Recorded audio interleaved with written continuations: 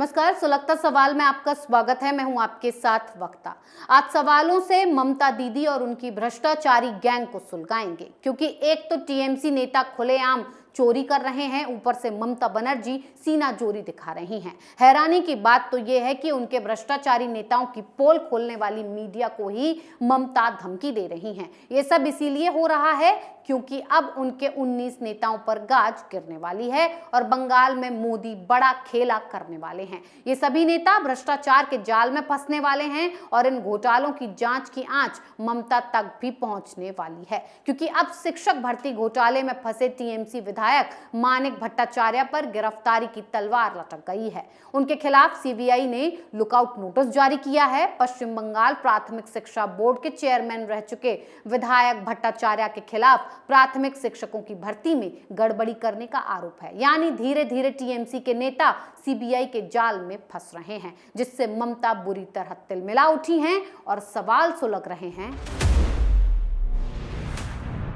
क्या शिक्षक भर्ती घोटाले की जांच ममता तक पहुंची? ममता बनर्जी ने क्यों मीडिया को दी धमकी?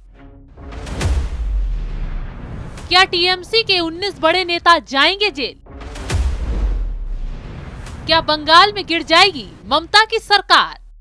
ये सवाल ममता बनर्जी की बौखलाहट और हाल ही में मीडिया को दी गई धमकी के बाद सुलग रहे हैं, क्योंकि पहले शिक्षक भर्ती घोटाले में राइट हैंड पार्थ चटर्जी सलाखों के पीछे पहुंचा। ये आग ठंडी हुई नहीं कि कुछ ही दिनों में पशु तस्करी केस में सीबीआई का हंटर चल गया और फिर सीबीआई ने ममता के लेफ्ट हैंड अनुव्रत मंडल को जेल में डाल दिया, जिससे फिर दोबारा ममता की किरकिरी हुई और आखिर में उनका गुस्सा मीडिया पर निकल गया। ममता ने अब मीडिया को धमकी देते हुए कहा है, कृपया कोई मीडिया ट्रायल न करे। दोस्तों, हमें बदनाम करने की कोशिश मत करो, इसकी बजाय वास्तविक समाचार पेश करें। न्याय कभी भी एक तरफा नहीं हो सकता, ये निष्पक्ष है। लोकतंत्र में न्यायपालिका और मीडिया महत्वपूर्ण स्तंभ हैं। यदि कोई विश्वसनीयता खो देता है तो दूसरे स्तंभ भी प्रभावित होते हैं।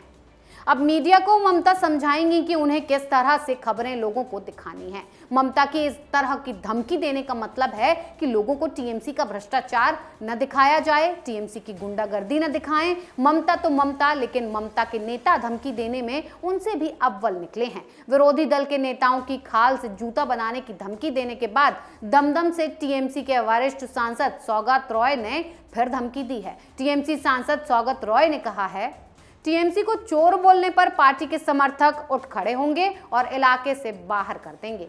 ये टीएमसी के वो बदजुबान नेता हैं जिन्होंने बंगाल में गुंडागर्दी दिखा दिखाकर लोगों के दिलों में खौफ पैदा कर दिया है। और अब जब सीबीआई और ईडी का हंटर चल रहा है तो ये बिल बिलाकर एजेंसियों को भी धमकाने की कोशिश कर रहे हैं। लेकिन अब भी ममता की आंखें खुल नहीं रही हैं, क्योंकि बंगाल में अब मोदी का खेला होने वाला है। ममता भी सिमटने वाली हैं और टीएमसी वालों से जेल भरने वाली है, क्योंकि शिक्षा भर्ती घोटाले की कड़ियां भी खुलना शुरू हो गई हैं। सीबीआई ने पार्थ चटर्जी के एक करीबी रिश्तेदार को गिरफ्तार कर लिया है। केंद्रीय जांच एजेंसी ने प्रसन्न कुमार रॉय नाम के एक बिचौलिए को गिरफ्तार किया है, जिससे पूछताछ में कई बड़े खुलासे हुए हैं। सीबीआई के सूत्रों ने कहा है कि बिचौलिए प्रदीप सिंह को एजेंसी ने पहले पकड़ा था। प्रदीप से पूछताछ के बाद प्रसन्न कुमार का नाम सामने आया। सीबीआई को पता चला है कि प्रसन्ना के पास भी शहर भर में अकूत संपत्ति है। अब सीबीआई इसकी भी जांच कर रही है। ये संपत्ति भी शिक्षक भर्ती घोटाले के जरिए ही कमाई गई है। इस बिचौलिए ने जो खुलासा किया उससे ममता बनर्जी का फंसना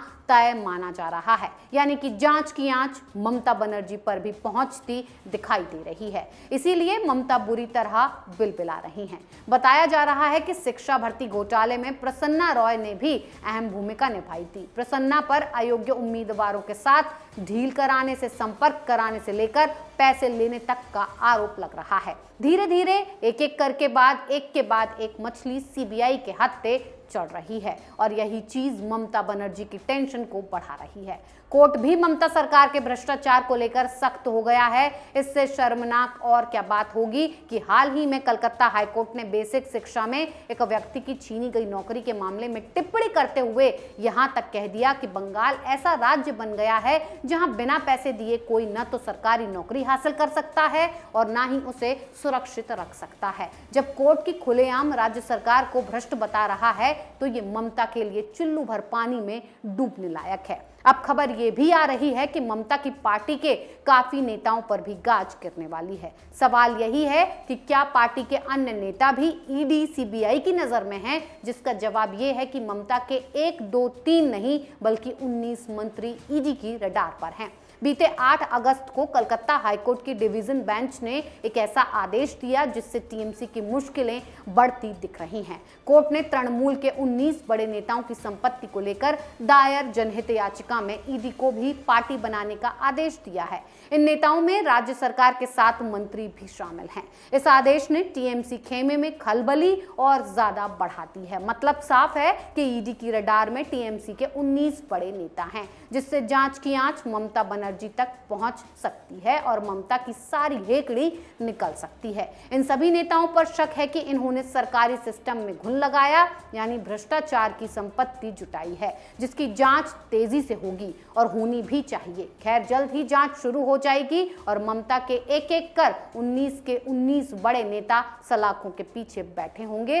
वो दिन भी दूर नहीं जब ममता की कुर्सी खतरे में पड़ेगी, क्योंकि खबर ये है कि नेताओं के भ्रष्टाचार की वजह से टीएमसी में बगावत भी होने लगी है। इसी वजह से पश्चिम बंगाल के बीजेपी के वरिष्ठ नेता शुभेंदु अधिकारी ने संकेत दिए हैं कि 2024 तक पश्चिम बंगाल में तृणमूल कांग्रेस यानी ममता की सरकार का भी बुरा हाल होगा। शुभेंदु अधिकारी ने दावा किया है कि टीएमसी सरकार अपना कार्यकाल समाप्त होने से काफी पहले ही गिर जाएगी। अब कुछ तो बात होगी, तभी इस तरह के दावे बीजेपी की ओर से किए जाने लगे हैं। वैसे अपने नेताओं की वजह से ममता मझधार में फंस चुकी हैं। उन्हें ईडी और सीबीआई का खतरा भी दिखाई दे रहा है और कुर्सी जाने का भी। इसीलिए ममता बनर्जी मीडिया पर ही अपनी भड़ास निकाल रही हैं। सुलगता सवाल में आज के लिए इतना ही। नए सवालों के साथ फिर पेश होंगे। तब तक के लिए देखते रहिए कैपिटल टीवी। नमस्कार।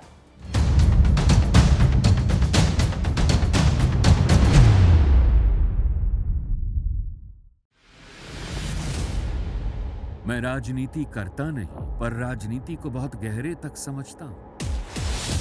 मैं लोगों के बीच रहता हूं, लोगों के मन को अच्छे से जानता हूं।